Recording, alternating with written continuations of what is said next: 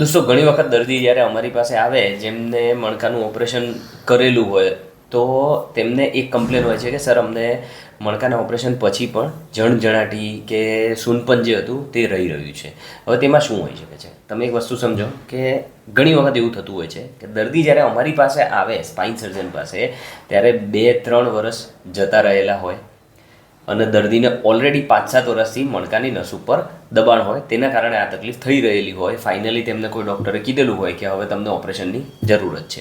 તમને એક ઉદાહરણ આપું કે જ્યારે આપણે આ આંગળી ઉપર કોઈ એક રબર બેન્ડ જોરથી આપણે બાંધી દીધેલું હોય તો જે રબર બેન્ડ જ્યારે પણ તમે પછી ખોલો તો રબરનો જે નિશાન પડી ગયેલું છે તે જવામાં વાર લાગે છે. અને એમાં પણ જો રબર એટલી વધારે વાર રાખેલું હોય કે તમારી આંગળી ભૂરી કે કાળી પડી ગયેલી હોય તો તે થવામાં ઘણી જ વાર લાગી શકે છે.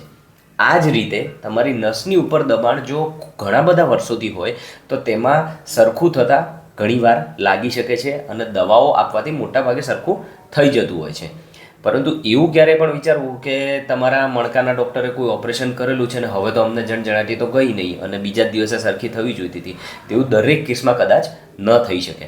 તેથી તમારે એટલો પણ ડિલે ન કરવો જોઈએ મણકાના ઓપરેશનમાં કે પછી તમને રિકવરીમાં વધારે પડતી વાર લાગે. આ જ રીઝન હોય છે કે કેટલાક દર્દીઓને મણકાના ઓપરેશન પછી જણજણાટી થોડો વખત રહી શકે છે.